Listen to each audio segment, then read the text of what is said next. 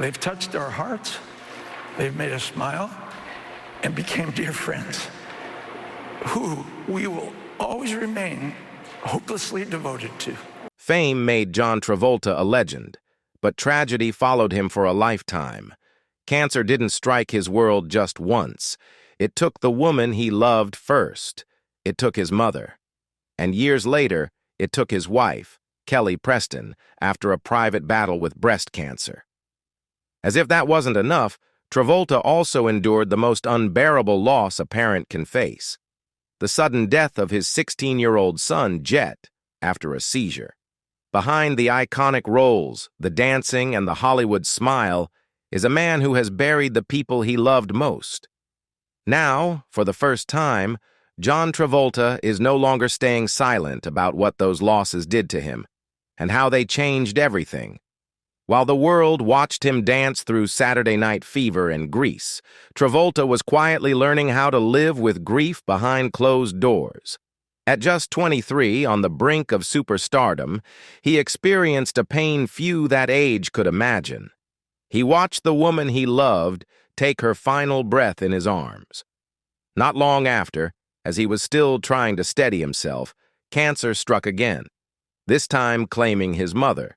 Decades later, after rebuilding his life, finding love, and creating a family, the disease returned once more to take his wife. And woven through all of that heartbreak was another devastating blow: the sudden death of his teenage son. It sounds like a tragic screenplay, but it wasn't fiction. It was John Travolta's real life. To the public, he was Danny Zuko, the irresistible heartthrob, or Vincent Vega, effortlessly cool and charismatic. His smile, his confidence, his dance moves defined generations. Yet behind those iconic roles lived a man shaped by loss, forced again and again to decide whether to collapse under the weight of grief or find the strength to keep going. What makes Travolta's journey remarkable isn't just what he endured, but how he endured it. There were no public breakdowns, no bitterness turned into spectacle. Instead, he carried his pain with quiet dignity, speaking about grief with honesty that helped others feel less alone. Over time, he became an unexpected voice for anyone struggling to survive unimaginable loss. And now, something has shifted.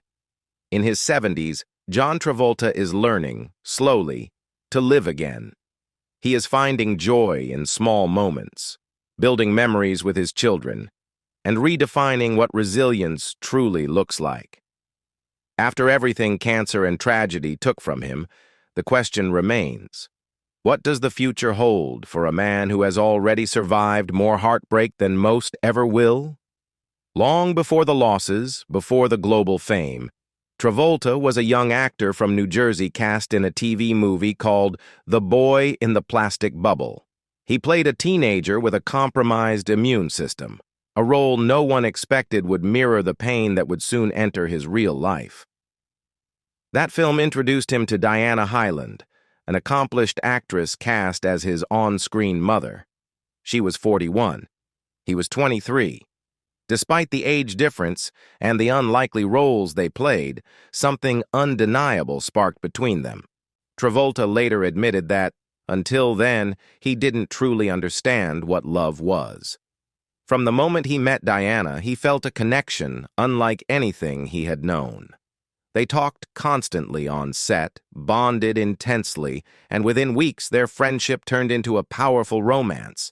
For a young man just stepping into fame, it felt like destiny. Someone who understood him, matched his energy, and made him feel fully alive. Diana brought a sense of calm, sophistication, and wisdom to John's youthful intensity, and together they began to imagine a life beyond the film set. They talked about the future seriously, about living together, about marriage, about stability. But there was a truth Diana had not shared with him at first, a truth that would eventually change everything. Years earlier, in 1975, she had been diagnosed with breast cancer and had undergone a mastectomy. When their relationship began, she genuinely believed the worst was behind her. There was hope. There was every reason to think she had survived it. At the same time, John was in the middle of filming Saturday Night Fever, the movie that would transform him into a global phenomenon. Between long days on set, he and Diana were choosing houses and making plans to move in together. Their future looked certain, almost untouchable. Then, suddenly, everything shifted. Diana's health began to deteriorate at an alarming pace. The cancer had returned and spread, turning optimism into dread almost overnight. Diana herself did not fully understand how serious it was until roughly 2 weeks before the end. 2 weeks to face the reality that the life she and John had imagined would never happen. 2 weeks to say goodbye to dreams that had felt so close. When John learned how critical things were, he left everything behind and flew back to Los Angeles to be with her. The film, the fame, the career. None of it mattered.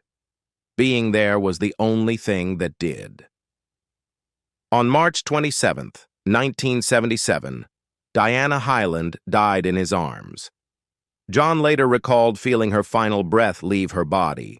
At just 23 years old, he experienced a level of loss most people are spared until much later in life. He had found real, profound love, and cancer took it from him. The weeks that followed were the darkest he had ever known.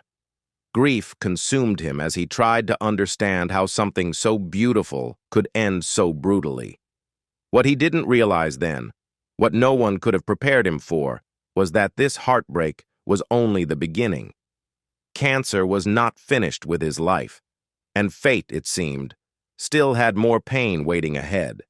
Just 18 months after losing Diana, when John was still learning how to live with grief, cancer entered his life once again, this time through the person who had always been his emotional anchor, his mother, Helen Travolta. Helen was not just a loving parent, she was the foundation of John's entire artistic life. Born Helen Cecilia Burke, she had been an actress and singer herself, performing in a radio vocal group called the Sunshine Sisters. She even appeared briefly in Saturday Night Fever, playing a small role as a woman in a paint store. More importantly, Helen was the driving force behind the Travolta family's creative spirit. She raised 6 children in a home filled with music, theater, and imagination, encouraging every one of them to explore the arts. Later, she became a high school drama and English teacher, passing that same passion on to her students. For John, the youngest and most sensitive of the siblings, she was also his protector, someone who understood his gentle nature and shielded him whenever she could.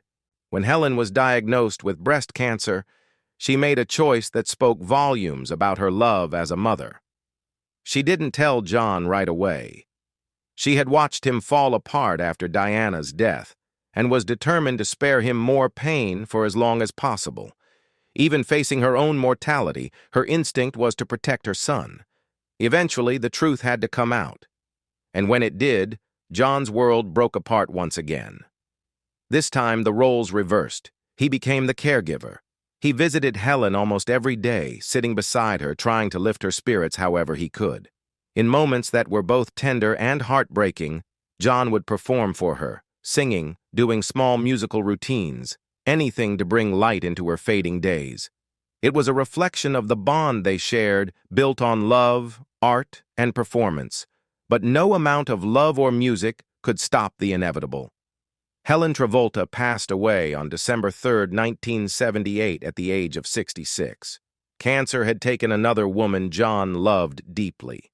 Later, he would describe the loss as leaving an enormous void in his life. In less than 2 years, he had lost both his partner and his mother to the same disease. As if the personal pain weren't enough, his career was also faltering. The disco era that had launched him to superstardom was fading. His follow-up films underperformed, and critics began to question whether he was simply a one-hit phenomenon. Still in his mid-20s, John found himself overwhelmed by grief, uncertainty, and professional doubt. Yet, somehow, he endured. The 1980s were difficult years for him professionally, but emotionally, he slowly began to heal. By 1988, he allowed himself to believe in love again. While filming The Experts, he met actress Kelly Preston. She was warm, kind, and grounded, everything John needed after years of loss. Their connection was immediate, and in 1991, they married in a quiet midnight ceremony in Paris. For John Travolta, it felt like a long-awaited new beginning after a life marked by unimaginable heartbreak. John and Kelly Preston were more than a married couple. They were true partners, best friends committed to building a life and a family together. In 1992, they welcomed their first child, Jet. 2 years later came their daughter, Ella Blue, and in 2010, their youngest son, Benjamin. From the outside, John Travolta seemed to have found lasting happiness, a loving family, and a career revived by his iconic role in Pulp Fiction. But behind that image, the family faced challenges few ever saw. Jet was born with autism and a seizure disorder, and John and Kelly chose to keep his condition largely private. They devoted themselves fully to his care. John was especially protective, rarely leaving Jet's side and making sure he was always safe. Those close to the family often recalled seeing father and son together, their bond unmistakable. That devotion, however, could not prevent tragedy. On January 2, 2009, while vacationing in the Bahamas, Jet suffered a seizure in the bathroom. Despite precautions and immediate efforts by John, who tried desperately to revive him, Jet passed away at just 16 years old. The loss shattered the family. As if the grief weren't enough, John and Kelly were later subjected to a cruel extortion attempt tied to Jet's death, adding further trauma to an already unbearable moment. In time, the family tried to heal. Benjamin's birth in 2010 brought renewed light into their home, and John founded the Jet Travolta Foundation to support children with special needs. But fate was not finished. In 2018, Kelly Preston was diagnosed with breast cancer, the same illness that had taken 2 women John loved before. Choosing privacy over publicity, Kelly fought quietly for 2 years, continuing to work when she could. John stood by her side, hoping, desperately, that this time the story would end differently. John stood by Kelly through every treatment, caring for their children and trying to preserve a sense of normalcy in a life quietly falling apart. But cancer is indifferent to love, hope, or how much a person has already endured. On July 12, 2020, Kelly Preston passed away from breast cancer at just 57 years old, leaving John and their children, Ella and Benjamin, devastated. John shared the news in a simple, dignified Instagram post, thanking the doctors and nurses at MD Anderson Cancer Center and the friends who had supported them. He said he would step away from public life to focus on his children, who had now lost their mother. It was the 3rd time breast cancer had taken someone he loved, after Diana Hyland and his mother, on top of the unimaginable loss of his son, Jet. In the months that followed, John spoke openly about grief in a way few public figures do. He explained that mourning is deeply personal and cannot be rushed or shaped by others. After Kelly's death, he felt overwhelmed by the grief of those around him, well-intentioned sympathy that sometimes left no space for his own pain. He learned the importance of grieving privately, of finding a place where sorrow could be processed without interference. For years afterward, those close to him said John was simply surviving.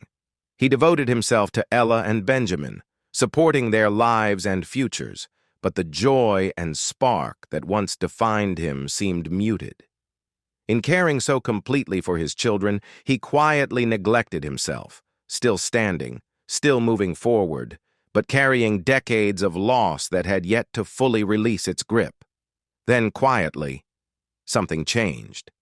By 2024, 4 years after Kelly's passing, those close to John began to see real signs of healing. He took his daughter Ella on a spontaneous trip to Paris, attending the Olympics, visiting museums, enjoying fine food, and simply being present. Friends noticed a lightness in him that had been absent for years. He started traveling again, embracing life's pleasures and reconnecting with the joy he once carried so naturally. John has never stopped honoring Kelly. He continues to share tributes on her birthday and on Mother's Day, keeping her memory alive while still moving forward. With his youngest son, Benjamin, he speaks openly about death and grief, helping him understand that loss is part of life, but not the end of it. It's a kind of parenting shaped by hard experience and deep empathy. Now in his 70s, John Travolta says he feels emotionally and physically well. He travels, flies his own planes, spends meaningful time with his children, and surrounds himself with people who make him laugh. He isn't running from grief. He's learned to live alongside it. After losing his son and 3 women he loved to the same disease, John's story is no longer just about tragedy. It's about resilience. He has shown that grief doesn't have a timetable, that healing isn't linear, and that choosing joy is not a betrayal of those we've lost. John Travolta's journey is a reminder that even after unimaginable loss, life can still hold beauty, meaning, and hope. And if he can find his way back to living fully, perhaps we all can too.